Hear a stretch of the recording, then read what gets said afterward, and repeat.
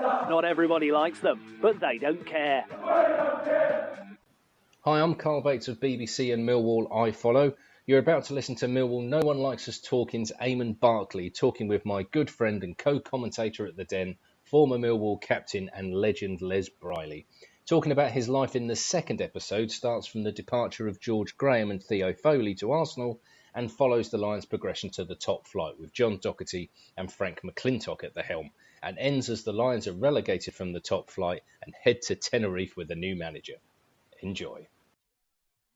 Right, in the last episode we got to where George Graham and Theo Foley departed the Den, and so what happened next, Les? Well, we was obviously in the second division, the old second division at the time, and Theo and George had departed and gone to Arsenal, which left us pre-season with a manager we didn't know, which was Johnny Dock. And when John came in, his first day in, he met all the players and everything, and it was nice and friendly. And they said, "Right, you lot," he said, "you're going to run." And we didn't stop running for the whole morning. And we thought, what have we got here? The guy's just running and running. We hadn't seen a football. And he said, "No, you won't see a football until you're fit enough to see a football." And we thought, oh my God. And he's quite arrogant. John could be quite brash and arrogant about the way he went about things. And that was it. So for about 2 weeks we didn't see a football and just ran and ran and ran and ran. We ran everywhere. We did a load of horseshoes, and he used to like horseshoe running, where you run from one corner to another, right round to the other corner, and then you jog across the back of the goal, and you get about 30 seconds rest, and then you have to go. But you have to do the laps in about 55 seconds, which is absolutely blistering pace. So. Sounds like it. It's murder, absolute murder. I couldn't do it now, mate. I know that. Yeah, you and a few others, I reckon, including myself. I'd never have done it in the first place at those times. No. Yeah. Incredible. So then pre-season went okay, and we did okay during the season. The season itself was good. John was very good. Brought in Frank McClintock, Peter Melville, the physio, very good physio, Melv, and a very good coach, Frank McClintock. And we did okay the first year. We survived, let's put it that way. And John brought in one or two players. Players that had been at the club previously was Dave Mehmet. And he was a very good passer of the ball, David, very good player. He also brought in Danny Salmon. He was a very good asset. And then in the rumours towards the end of the season was that we was going to get Terry Hurlock. And John said, "That would be a good combination, you two." He said, "Trust me." And he kind of got that one right. But yeah, so we finished okay, and we did okay. And then the following season, in came a few more players. Stevie Wood came in. George Lawrence came in as well. George was outstanding. Chicken George was really, really top man, and did a great job for us at times. He come in from Southampton, yeah? Yeah, he came in from Southampton. And George, he won the fans over. The fans loved him, and he did his best for us. And then we already had Kevin O'Callaghan on one wing, so we had Georgie on the other wing, and away we went. And Mr. Sheringham was then, by now, showing what a decent player he was going to be. And we didn't know at the time that he would go on and do what he actually did, which was world class for me. Because George sent him out to Aldershot, didn't he? George sent him out to Brentford. Was it? Oh, yeah, right. George. What it was, he came in one day. Bob Pearson came in one day, and George said to him, "Bob," he said, I've I've sent Teddy Sheringham to Brentford on loan. He's in a cab on his way there now, and Bob went, "What? You've done what?"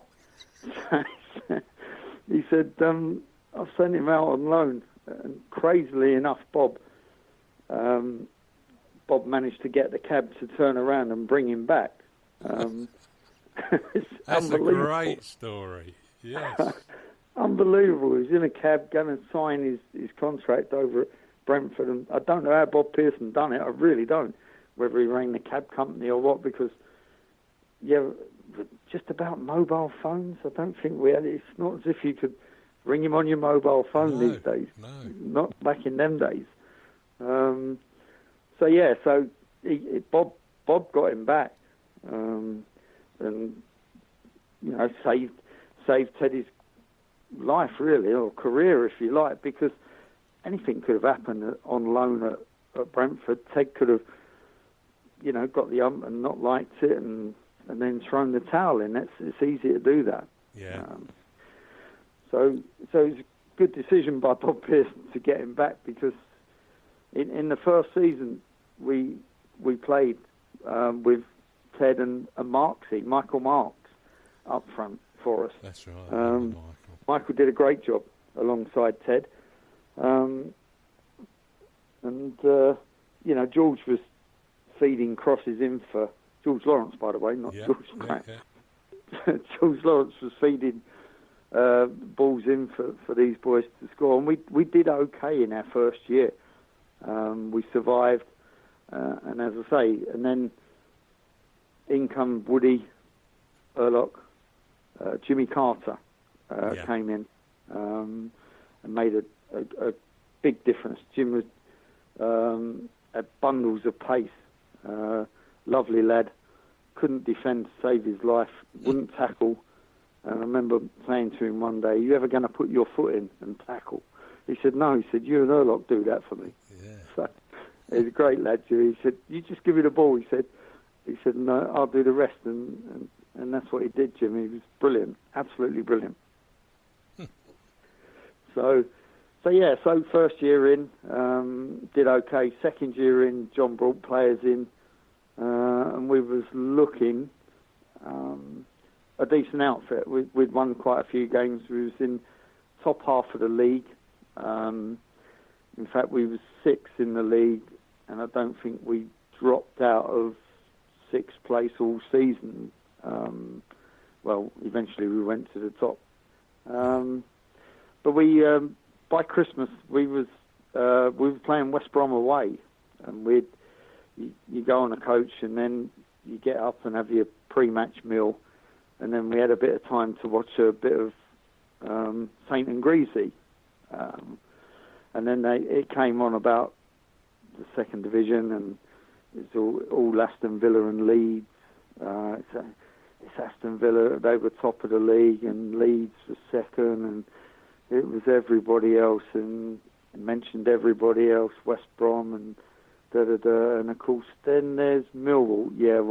They're there, and that's all we got, and that kind of, it gave us the ump that day, because we thought we was building a decent outfit, and we thought we was in with a chance.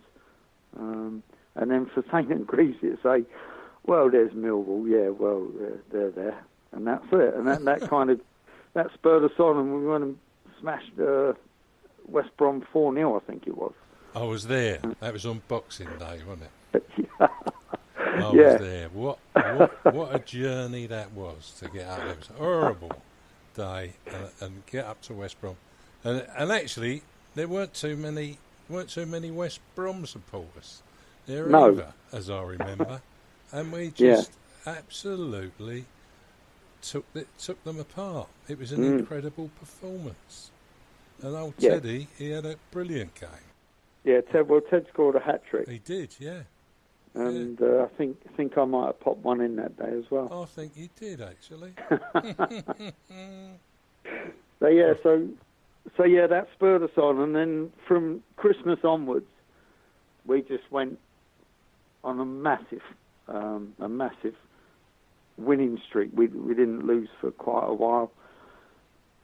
teams came and we looked at them and we thought, are you better than us? No, you're not. Are you better equipped than us? No, you're not.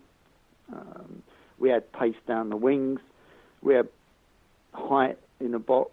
We could score from set plays. We could score from midfield. Yeah. We had goals galore, and we was a well-organised team.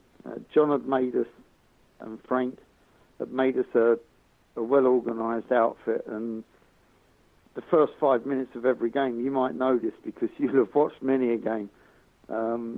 We always used to play the ball over the top. We didn't do nothing else. We didn't play. Rarely did we play into people's feet in the first 5 minutes of every game. You watch it, where the ball goes.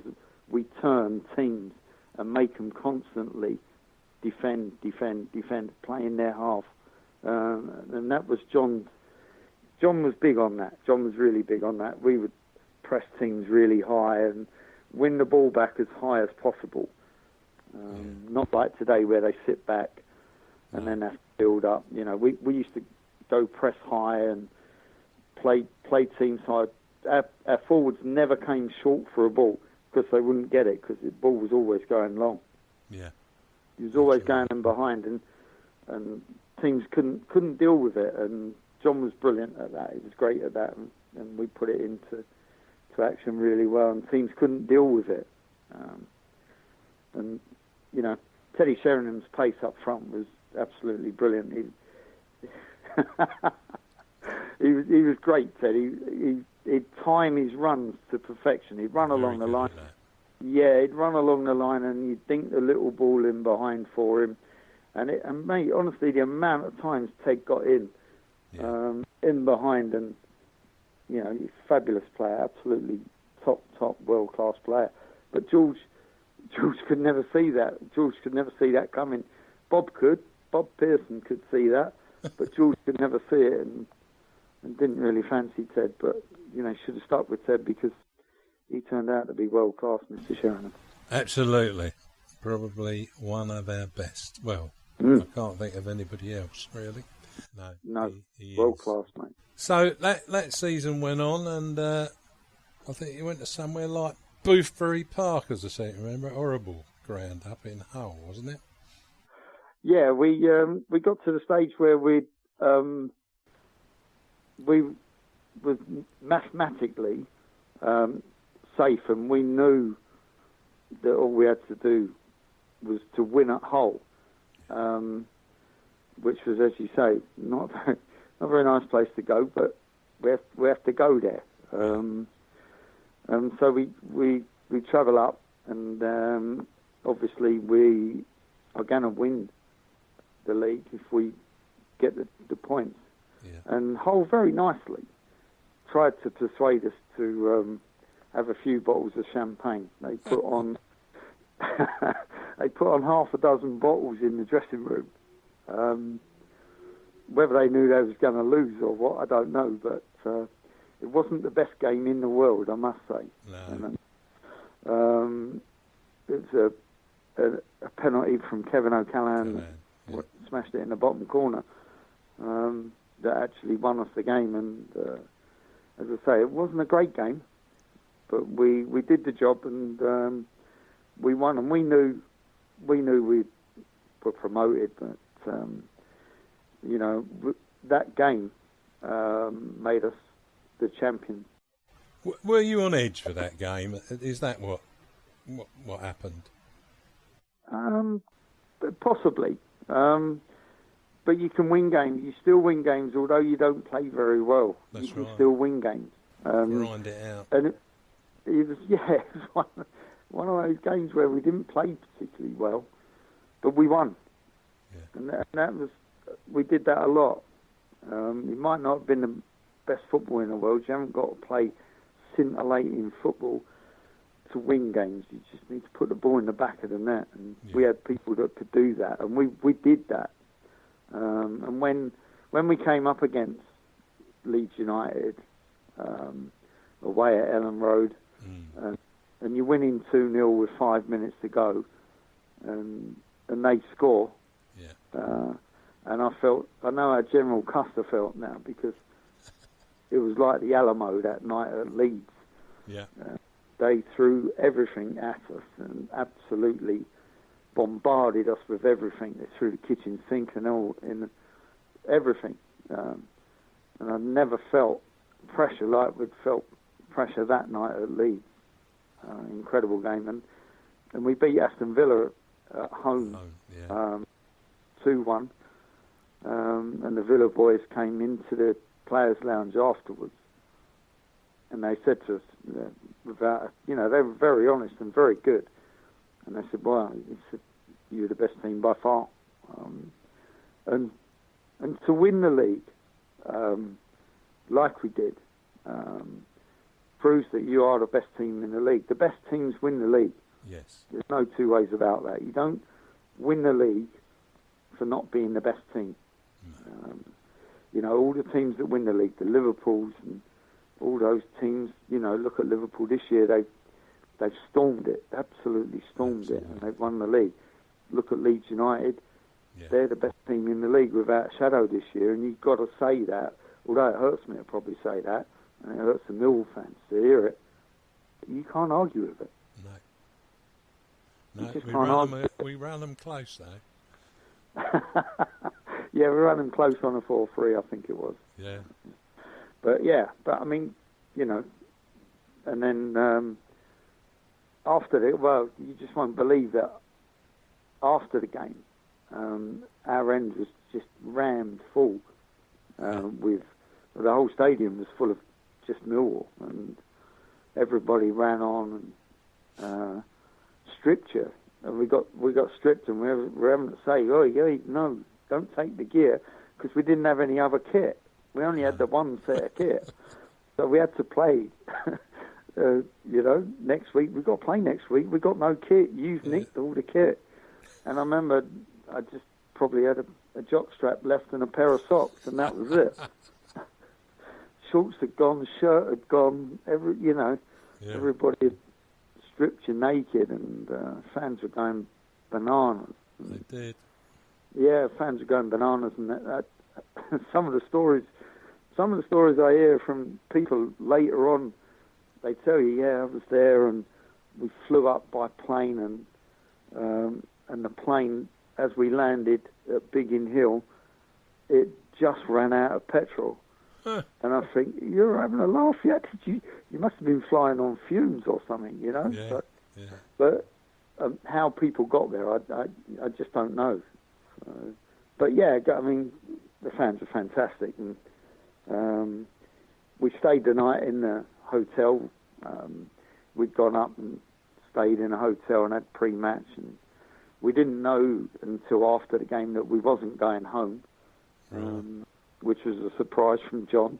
But he loved the night out, John. He loved to drink, and loved to drink with the players. We ended up drinking the hotel dry with champagne. They ran out of champagne. It was a bit of a iffy travel in the morning, if you like. The next morning back home. A struggle home. Was that by train or coach? That was by coach. Yeah, it was by coach, right. A long journey home. It is that way, yeah. So, the next week, it's Blackburn Rovers. Yeah. And that's for us, as a team, as a players, that's the disappointment, not in the in the fact that we got beat by a team that wasn't as good as us, but beat us on our home celebrating day, if you like, our big day, in front of the fans. And we wanted to celebrate, but we couldn't really, because we didn't win the game, and we was really, really disappointed. All the players after the game didn't celebrate. We got in the dressing room, and it was deadly silent. Really?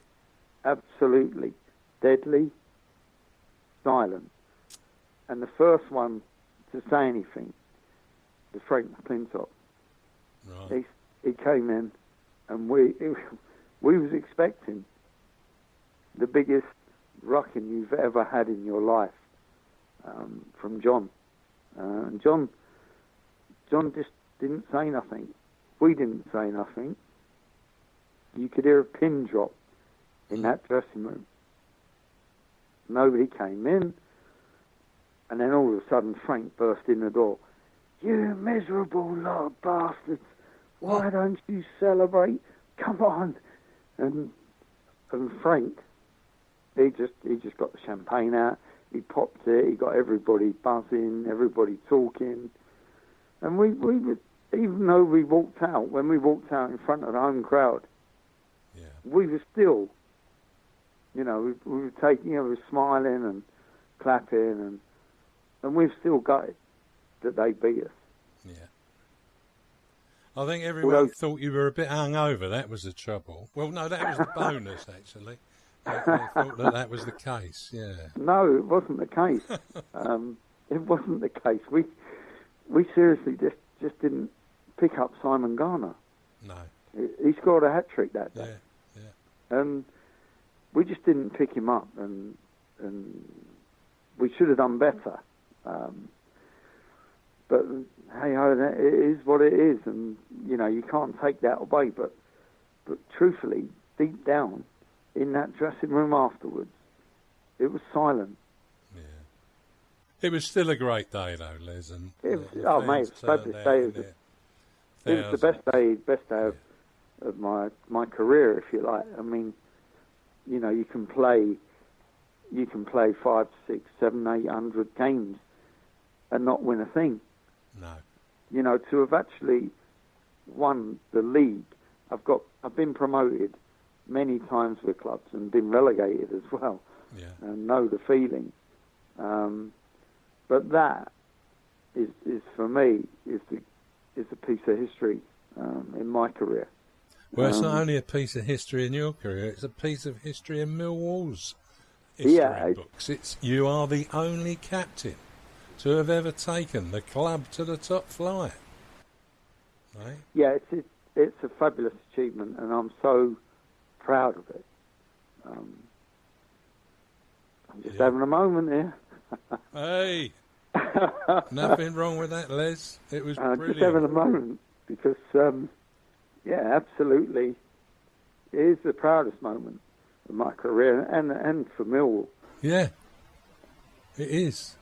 It brings back a memory. It's fabulous. Absolutely, just a fabulous achievement for the club, for the fans, for people, who've supported the club for years and years and years. Yeah. And we've never been in the top flight. And for me to take us there, so proud. Just so proud for the club. I remember talking to Dennis Burnett, and he talks about the time that we did think we were going to the top flight back in the 70s, and the den just erupted. And he said, I just had this feeling it wasn't going to be. And it wasn't. No. And many of us can remember that so clearly. And then when you guys pulled it all together, you were absolutely wonderful, taking us to the promised land. And you've done a great job. And you'll be there forever in the Millwall history books. Yeah. That's fabulous. And, I think we all went out that night celebrating. John and Frank went down the Old Kent Road and Frank drove, and John was, I think he had a sunroof, Frank, or whatever in the car, and John was out of the car, like in the sunroof, coming out of the top of the car and holding the trophy. He nicked the trophy. I suppose he had to, because someone had to be safe with it. And he took it down the Old Kent Road, down the pubs down the Old Kent Road, where people were celebrating, and he just drove with Frank. Yeah. And it was a great night from what I can gather. incredible. that they had, yeah. I've never, ever seen anything like that in my life. It was incredible. And I don't think you'd ever see it again. So, yeah, that's another one off. Well, we might do.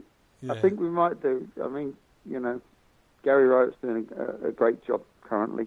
And I think we might make our way back there one day. It's not going to last forever. No. Let's be hopeful, as they say. Yeah, let's... A well-earned break after all that elation and jubilation and everything else that goes with it. And, yeah. I bet you felt on top of the world that summer. Well, yeah, I mean, we celebrating and winning and everything like that, and then everybody gets a new contract. So the contracts were up, and people getting new contracts and rewards for doing what they done, and onwards to the next season, which we was all looking forward to. And I know me for a fact, I was thinking, how's it going to be? I've got to be fitter than ever. I've got to be better than ever. So I was out running in the summer, doing little bits to keep myself fit. One of the boys in particular had said to me, he said, what do you think about, will we be strong enough? And I said, yeah, I think so. I said, you just got to be as fit as you can and compete at top level, which we've never done before. And it was Jimmy Carter that said to me, he said, I feel like I need to bulk up, Les. I know the story. Carry on. You know what's coming. Yeah. Of course, it's the famous banana diet, and Jim was eating about 8 or 10 bananas a day. And he'd come back to training and he'd put a bit of bulk on, and he had put a bit of bulk on. So if you want to put a bit of bulk on, eat bananas. Yes. And he'd lost his pace. And we said to him, Jim, what's gone wrong? You'd normally get that. You play a ball in training over the top. And he said, Les, I can't run. I said, well, you put on all this bulk, where's it come from? He said, I've been eating 8 or 10 bananas a day. He said, and I've been, stuffing myself with everything. I said, well, you better get yourself on a diet. And I don't think he played for the first few games. No. We did okay. If you look it up till Christmas, and you always do, you look in sort of 2 halves of the season, and you think to yourself, well, we'll come good in the second half.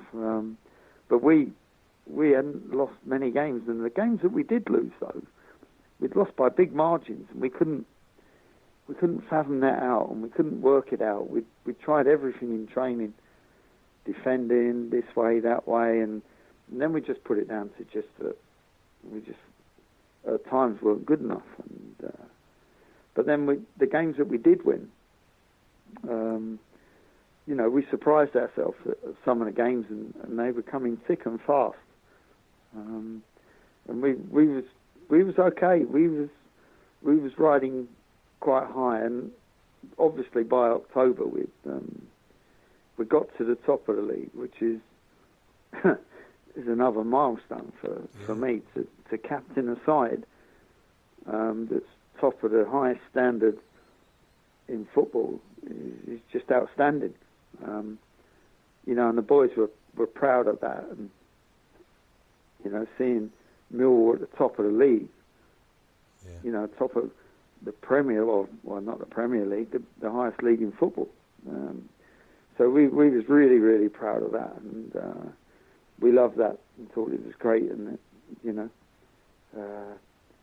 it did us a world of good, and give us a boost going into the November, December months, which can be quite difficult. And we played a few games, and we played well, and we was on a good roll. And then after Christmas, we turned a corner, and we still won a few games, but we was kind of slipping down the league a little bit. And we knew we were getting tired in games towards the end of the season, and other teams were taking advantage, and we knew we was getting tired, but we knew we were safe and we could hold on to the end of the season, we'd had a fabulous year. We'd done really well, and it was just outstanding, really, to finish that high in the top league of English football. It was brilliant, just absolutely brilliant. I mean, the partnership of Sheringham and Cascarino paid massive dividends to start with, and there was no doubt about it. You'd not think that two guys like that up front would really perhaps gel as they did, but they did.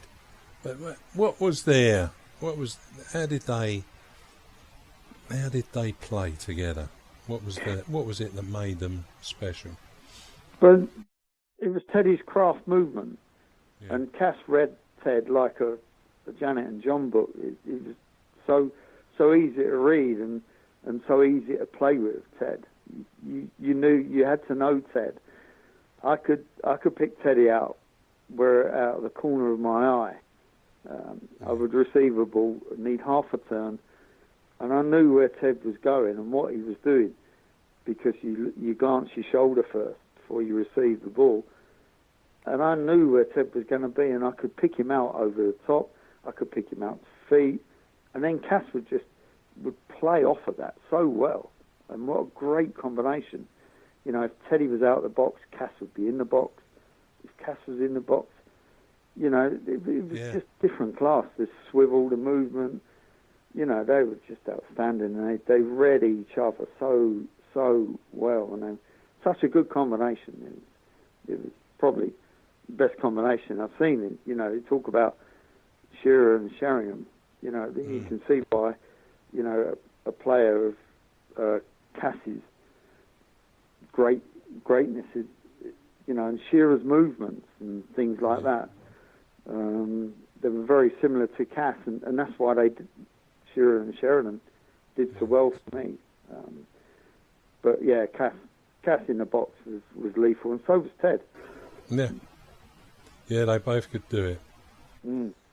As I say, you know, Teddy, I could put a ball down on the spot, and I knew what Ted was going to do. I just knew where he was going to be. He'd either come short, or he'd come short and then check out and then spin round the back. And I knew what I had to do. And I could do that within a yard or two. I could step onto a ball and drive it 50, 60 yards. And I knew Ted would be on the end of it. And it was all Teddy's movement. And as I say, Ted would be the first to move, and then Cass would feed off it. And he knew where Ted was going to end up. And he just read it so well. Brilliant. No, they certainly were the pride of the Lions for their goal scoring attributes, that's for sure. There was a couple of other players in that side who went on to do other things. I mean, Neil Ruddock, and still is today, an interesting individual playing for Harry Redknapp's old and ancient England footballers, or trying anyhow. But yeah, what was old Ruddock like? Neil was, we used to call him Jippo. His nickname was Jippo. He was brilliant, Neil. He'd make you laugh. He was the same as he'd been at Liverpool. He'd make you laugh in training. He actually only played 4 times for us. And one of the games he was subbing one of the games, and you'll know this game. We're losing, I think it's 2-0 to Forest. Yeah. And Ruddock comes on and scores. And we eventually get back to 2-2. Ruddock comes on and scores. And the place goes mad because he's come on and scored. And when he celebrates, Ruddock. He's just hilarious. He is absolutely hilarious. Great player. To the crowd. Yeah, he really does play to the crowd. Fabulous player and a great fella. Really great fella. It's just reminded me, you mentioning Forrest. There's a wonderful clip on YouTube where he does an impression of old Cluffy. It's brilliant, absolutely brilliant. And I think you're all sitting there doing something, and he goes into the one And if you closed your eyes, you would think it was Brian Clough. Very, very clever guy. Very clever. Yeah. Guy. He's Ted. Well, later on in life, Ted tells you about where he's been and tells you about his little interview with Cloughie, and it's brilliant. You have to listen to Ted. Ted tells the story brilliantly of when he signs for Cloughie, and he's a young man and talks all like that, like Cloughie. It's absolutely brilliant. But I'm not going to do it now. No. All right then. I'll let you off that one. So who else was in that team that first season? That was there was quite a crowd of you. I mean, well, you had the two wingers who realistically burned everybody off, and Callie's delivery of cross and Jimmy's delivery of cross. You can see why we got the goals that we got, because we got 2 6'2", 3 players in the box, good headers of the ball, good finishers, and that's why we did so well, because Callie and Jimmy Carter, blistering pace, great delivery, and then you got Mr. Cascarino and Mr. Sheringham, who willingly just love finishing, and that's why we did so well. Me and Terry's job was just to get the ball and give it to the wide players, and that's all we did. We did our fair share when it came to everything else. And there was a solid back four there as well, wasn't there? Yeah, you had Alan McCleary at the back who would talk behind you. He was great for me because he would talk so well to me, and he could rely on me and Terry, and he was constant information.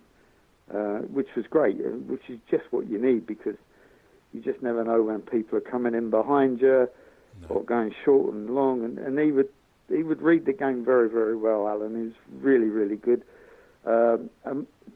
Believe it or not, it was Alan Walker. He was a bit of an unsung hero because he played a lot of the first part of that season. Yeah. And if you look at it, Woody doesn't come in. He comes in bits and pieces, and he doesn't come in till the second half of the season. Alan Walker had done outstanding, absolutely outstanding. One of the unsung heroes for me, because everybody, you do, and everybody talks about the Cass and the Teddy and the Carters and the Callans and this and that, but Alan Walker. He was did an amazing job for us. Yeah. Take my hat off to Alan. And as I say, the first part of that season, he was outstanding, and he was alongside McCleary. And then you had, of course you have Keith, unstoppable Rhino. Yeah. Unbelievable the way he changed from when I first came to the club. His attitude. We used to travel in a bit now and again, and his attitude got better and better. And I remember him saying to me, he said, I want to be top player at this club. I said, mate, you keep going the way you're going. I said, you will. And, fair play to Keith Stevens. He turned himself around from George, George calling him a thug at Swansea one day. When he was George was having a go one day at John Fash and Keith. It was getting a bit physical down there, and they were looking after themselves, and George lost it at half time, which is unusual for George, and actually called Rhino a thug. I couldn't believe it, but Keith was honest as the day was long, and as you say, you had two fullbacks there that. Little Dorsey, nothing got past Little Dorsey, and our one worry was the far post. When balls were coming in from the opposite side, would Dorsey be able to cope because he was only 5'4"? Yeah. And he did. He coped magnificently. He never got outdone on the back post, and as you say, there's some unsung heroes, and of course you got Horney in goal. Yeah. You know, he was an outstanding goalkeeper.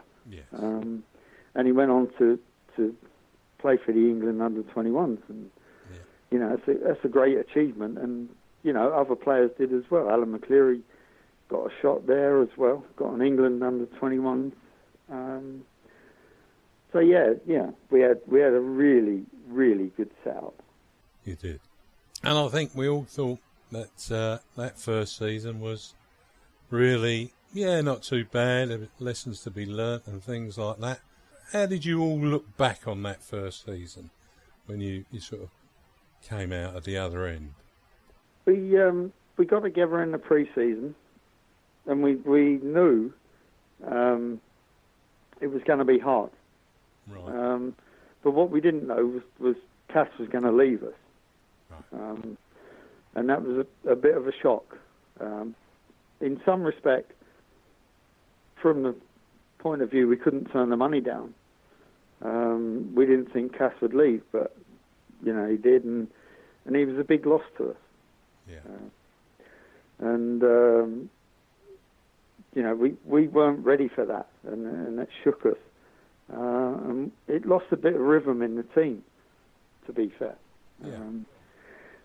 We'd looked at some of the past games and that we got beat on a couple of occasions where we got beat 5-0 by Tottenham. I think Man United done us 5, and we'd looked and we said we can't be losing by this amount of goals, and we've got to stop it. But then the loss of Cass was huge to us, and it did really. It upset the balance of the team, and we wasn't quite the same up front. We wasn't potent enough. No. You know, and we'd missed Cass. You know, defensively you'd missed him as well. But in the second half of in the second season in, our results were closer. We'd lost if you look at the results, we'd only lost by the odd goal. You know, so we'd cut out the big deficits of 5-0s and, you know, the games that we struggled in defensively. And that's defensively as a whole team. That's not defensively pointing out anybody in defence, because you defend from the front, and sometimes, you know, we weren't the best at defending from the front. They'd get through us easily, and then into midfield, and then they'd get past us, and it was all too easy. So what we'd done, we'd worked in training, stopping people from the front,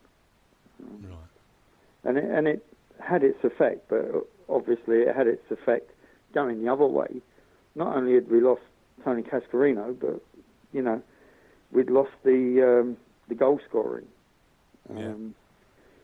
Expedition. You know, I'd gone missing for a few games. We'd had injuries to key players. Terry Hurlock had got injured. Yes. And when one of us was missing, things wouldn't be quite right. We'd lost Cass up top.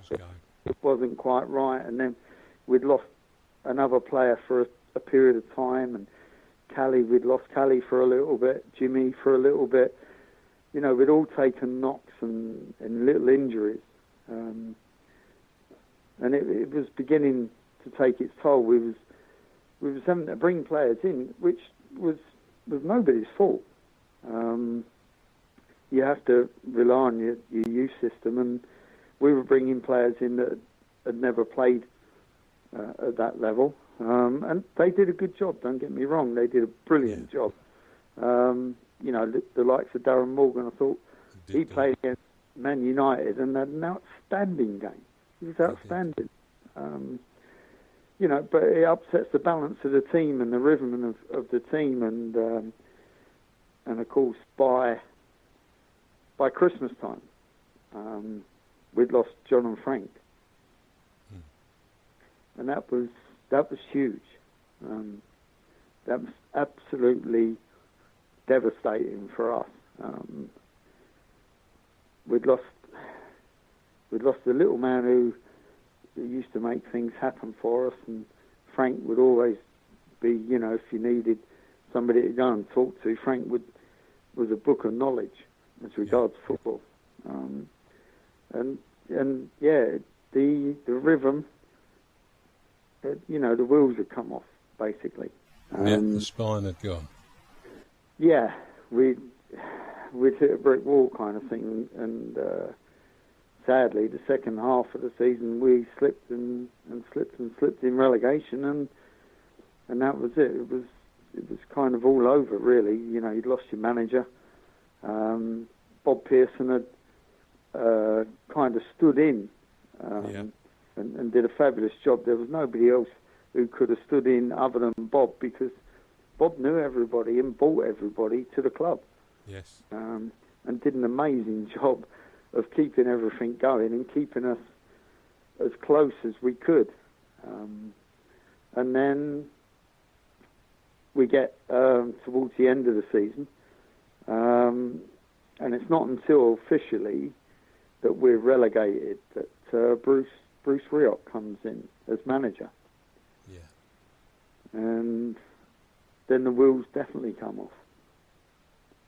Yeah. Big time. Big time come off. And what do you put that down to, Les?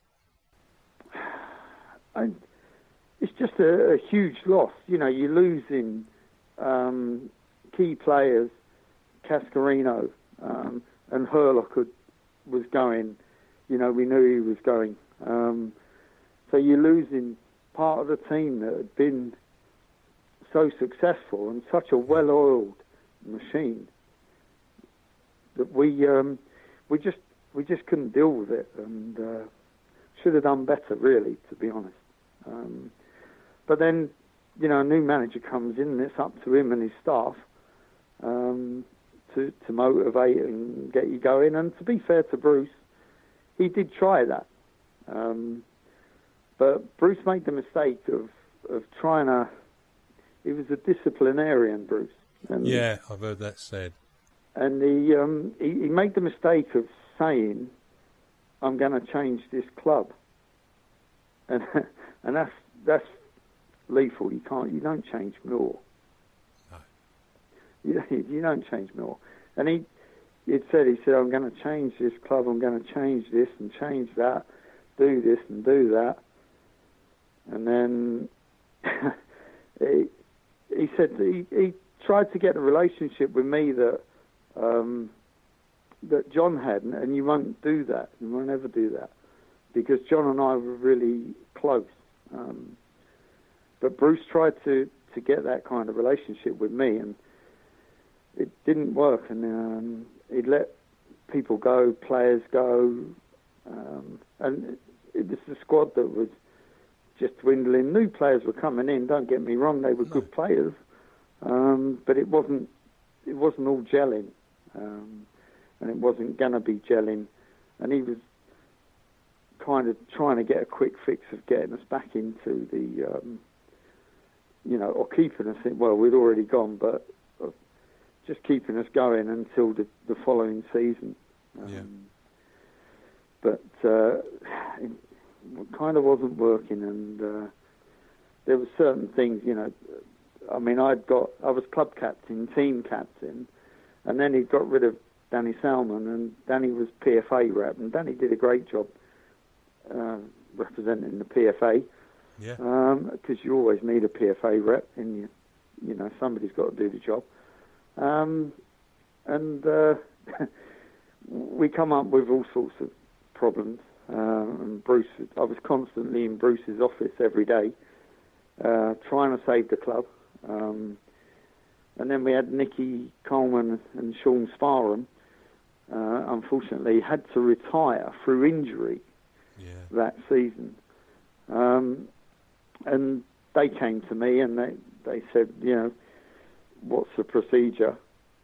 Because Danny Salmon had left and I was PFA rep because nobody else wanted the job.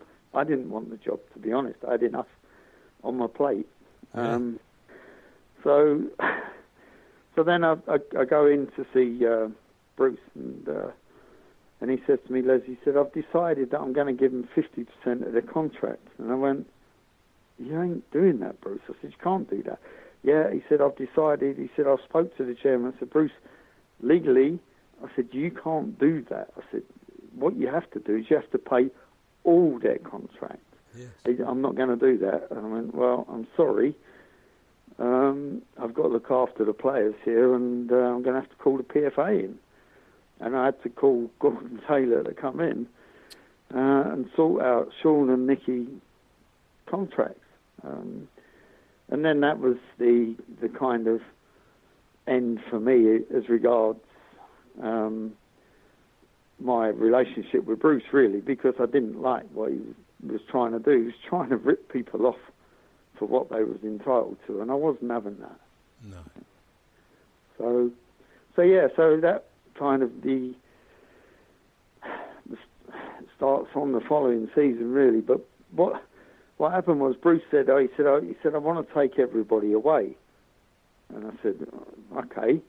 This was at the end of the season. He said, I want to take Tenerife. He said, I want to go there. He said, and get to know the players so that next season we hit the ground running, and it's going to be a good season. I said, yeah, great idea. And so we go. Bruce was a stickler for turning up, looking smart, which was right. I agree with that. But it's Millwall, and it doesn't always work. And so we're at the airport, and everybody's been told by me to turn up smart casual.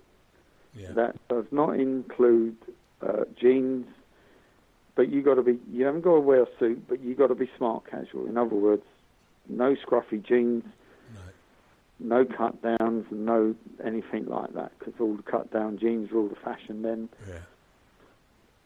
And I'm standing at the airport with Bruce and his sidekick, and in walks Terry Hurlock.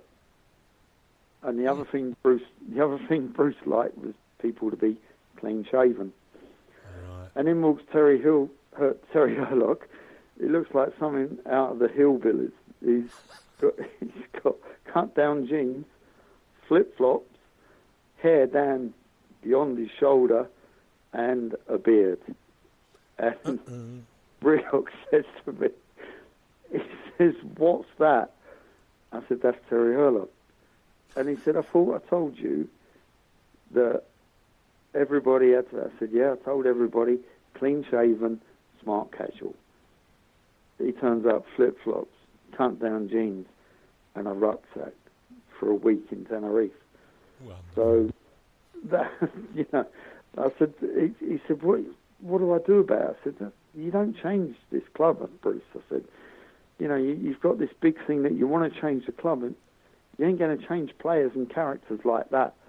And lo and behold, Terry was on his bike in the summer, and Graham Souness had signed him, and what a good signing for Graham Souness.